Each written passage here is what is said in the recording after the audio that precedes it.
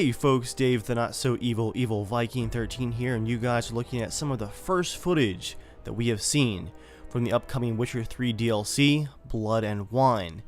This is taken from a recent CD Projekt Red development diary, and in this video, I'm going to break down for you guys what we learned just last week as far as a complete feature set goes for the Blood and Wine DLC. And let me tell you guys, as a Witcher fan and someone who is already pumped up for this DLC, the list of features on the way is incredibly exciting, and it actually surprised even me. If you guys missed out on my first Blood and Wine preview, I've got a time code there in the description that will link you to the part of the video where I talked about Toussaint and introduce you guys to this new region in the Witcher world that we had not yet explored in the games. We take a look at where it is in the world, and then I tie it into the novels. If you're into that kind of lore, then I highly suggest you check that out. For now though, let's dive into those features. First up, the rumors were almost entirely correct.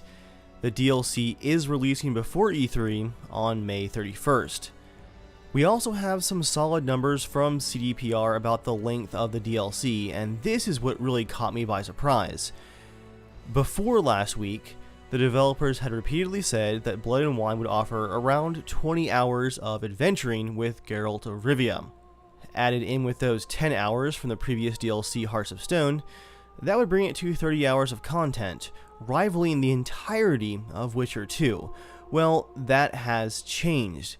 Officially, the developers are now saying that Blood and Wine alone has over 30 hours of content, and as someone who hit very high on the hours played for both the base game and the first DLC, I can only imagine how far I'm going to go past those 30 suggested hours. Inside of that 30 hours of content, there's going to be over 90 new quests. Now, I'm sure some of those do include the treasure hunts and the small little side quests, but over 90 of them.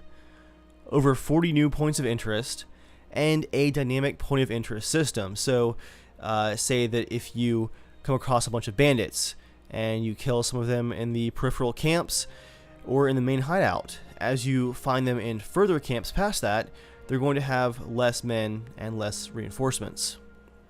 Blood and Wine is going to have over 14,000 lines of dialogue, whereas Hearts of Stone only had 6,000.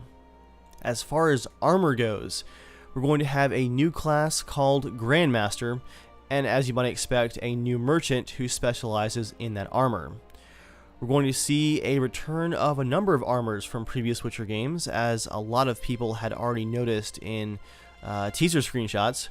We're going to see some armor from Witcher 1, as well as Witcher 2. You'll also be able to dye your armor different colors, and dyes can be bought from merchants to do that. There's going to be an additional mutation system with at least 12 new abilities. This will change up Geralt's magical abilities and lets him do things like use Ard to freeze opponents and then have them explode. Or if he actually gets killed, Geralt can become healed completely and have brief damage immunity. Just some neat twists to his abilities to expand the gameplay. To go along with all of these new features, the entire UI of the game has been redesigned and has an updated character customization screen. You'll be able to spin and rotate Geralt in 3D and check out all of that new armor that you've been dyeing bright red. Now, a lot of you guys that are subscribed to my channel know I'm a big fan of the Fallout 4 settlement crafting system, and I might be doomed, guys, because in Blood and Wine, Geralt is going to be able to purchase and upgrade his own personal vineyard. You can renovate it with what's apparently going to be a lot of money. And when you do upgrades to your vineyard, you'll actually have people appear with scaffolding and they'll build your upgrades. You'll be able to do things like buying paintings, display your armor, display weapons and books, and decorate it to your tastes. And there's been hints from the developers that we're going to see some old friends come and visit you at your personal vineyard. And I can't wait to see if we're going to see some surprise visitors, possibly from past games or maybe even the Witcher novels. This is one feature that I was definitely not expecting, and I am really excited to see what it has to offer. And once you're done relaxing at your own personal vineyard, why not follow the ways of Toussaint and waste time in a nightly tournament? Why fight monsters and solve mysteries when you can just fight each other? You'll be able to enter under a fake name, you can create your own team logo and team colors, you can do the classic Witcher horse races, but outside of the horse racing, you can also shoot some crossbows competitively, and also participate in what appears to be some kind of grand melee tournament style arena fight. In total, the new DLC is going to come with over 100 pieces of new armor. That's not sets of armor, but individual pieces, and over 20 new monsters. The New Game Plus maximum level is now 100, but the suggested level for the DLC is going to be at least 34 plus.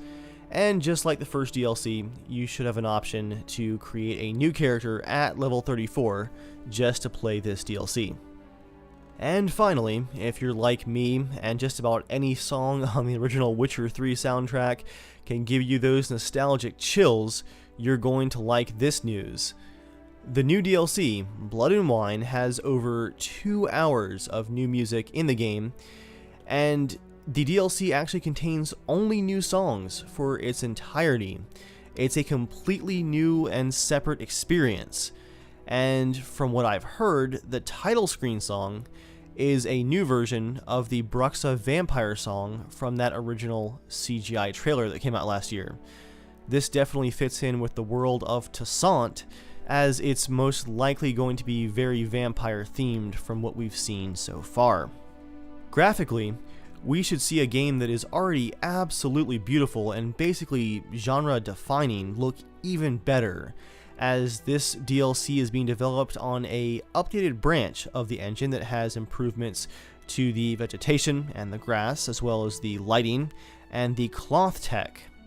Beyond that, we're going to have to wait and see what other graphical updates might await us once the DLC hits on May 31st. Well guys, that covers the important bits, at least for me, for the Witcher 3 Blood and Wine DLC news. You guys can expect plenty of additional Witcher content from me in the very near future. This is, like I said in my last video, my most anticipated game of 2016, and now that it looks like it is the size of an actual full release, I am ready to be completely consumed by it. I hope you guys have enjoyed this preview of the DLC, and hopefully you'll stick around. Thanks for watching. I'll see you guys next time.